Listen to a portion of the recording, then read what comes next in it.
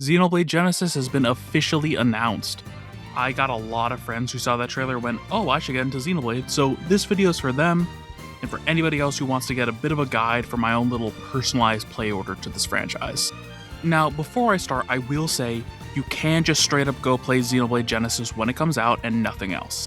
Each Xenoblade game tells a complete story on its own terms regardless of the player's knowledge of the full series going in. So, if you just want to see what the heck is going on in this game in particular, then please do so.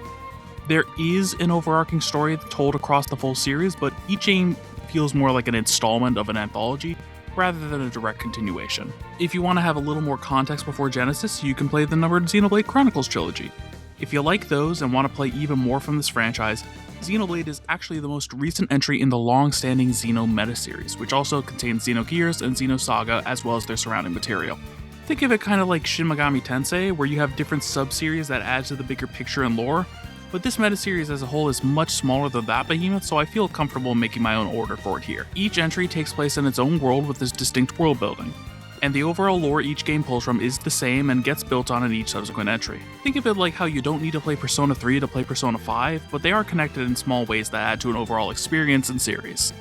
The order I'm about to lay down is not the release order, but rather a more tailored one to how the series can expand in scope and breadth while still being consumable as one whole thing that doesn't feel too big or unwieldy. I'll also be breaking up this order into sagas and intermissions to give it a more professional feel because, well, this is my list and it can look fancy if I want it to.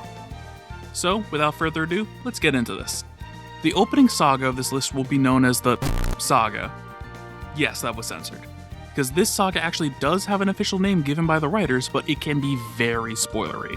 So, our little alternative name for it will be the Trinity Saga. Once you finish the second entry in this saga, feel free to look up what the official name is, since it won't be spoilers at that point.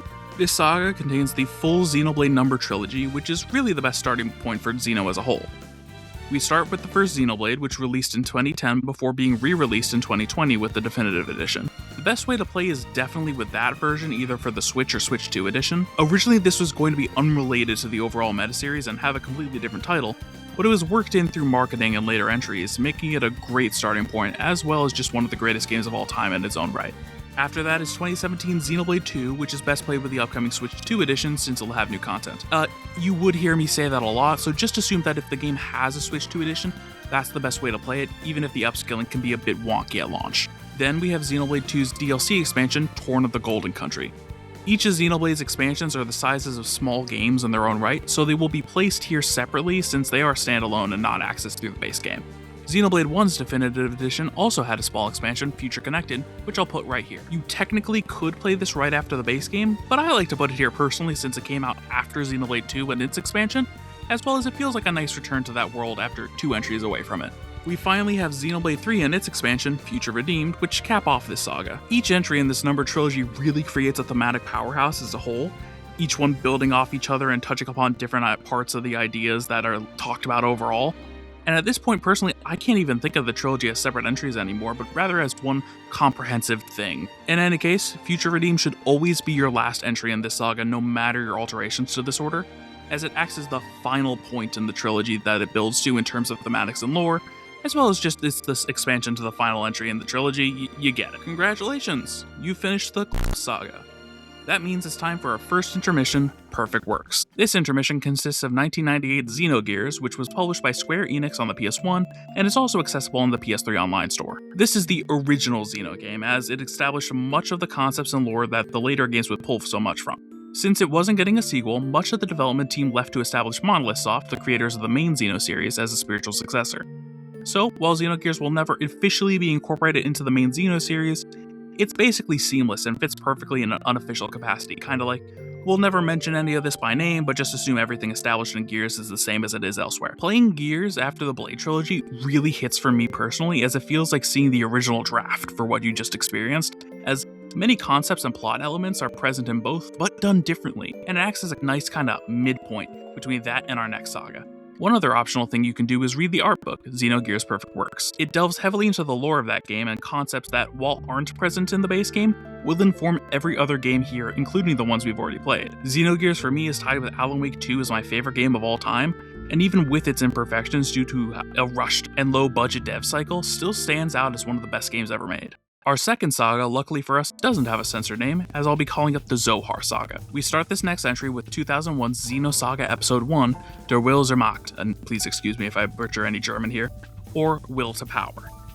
Like I said, this was the first spiritual successor to Gears, so you'll see a lot of the same concepts and ideas, but done in a more straight science fiction setting in this, space opera. The Xenosaga trilogy was released on the PS2, but me and many other fans are hopeful that it will get a Switch 2 port or remake soon due to heavy references to its plot elements and concepts in the recent Blade games. After that, we have Xenosaga Episode 2, Genesis gone Gut und Böse, or Beyond Good and Evil, once again sorry for my German. Each entry in the trilogy takes its name from books written by the late 19th century philosopher Friedrich Nietzsche, just in case if you were wondering. Before we go to Episode 3, we have two smaller spin-offs which are essential, the first of which is Xenosaga Pied Piper. This was originally released for mobile phones in 2004, and was considered lost media. However, recently there has been a full fan recreation of the game, as well as a port by Gmode done for the Switch and Steam. This one's a prequel surrounding one of the main characters of the series, and while you technically could skip it, I don't recommend doing so since it gets referenced in Episode 3 heavily with that character's arc, and you'd be really confused without it. Then we have Xenosaga 2-3, A Missing Year, which was a web game that built up to the release of Episode 3 that has been archived online. This is also essential as it resolves some of the character arcs as well as gives the series' main character her main goal for the final entry. And that final entry is Xenosaga Episode 3, also Sprach Zarathustra, or Thus Spoke Zarathustra. At this point in development, the team was told that their planned episodes 3 through 6 would have to be condensed into one game due to low sales, and yet somehow this is still one of the best games of all time and the best in the series. Xenosaga is a great series that feels like a giant widening of the series' scope after the Blade trilogy, and gets you ready for our next intermission, which I'll call Mira. This intermission consists of 2025's Xenoblade X Definitive Edition, which was an expanded re-release of the 2015 game Xenoblade X. As the most recent release, I placed this here rather than anywhere else due to its new content's heavy usage of concepts from Xenosaga, so to see this game after that series feels like a bit of a return to the Blade style of games merged with what you just went through. And then we have the beginning of our next saga with Xenoblade Genesis, which releases in 2027. See? Quick and painless. Xeno is one of my favorite series and works of fiction ever, and I'm so glad that more people are wanting to get into it with the announcement of this new game. The order I just made should be on screen now, and I'll have a link to an infinite backlog list if you want to just have it personally outside of this video.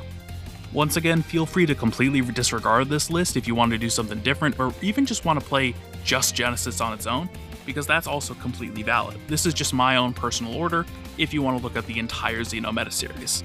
In channel-related news, I'm currently starting to write my SMT4 Apocalypse script, so that should be out within the next couple of months if nothing big happens. Take care of yourselves and have a great day.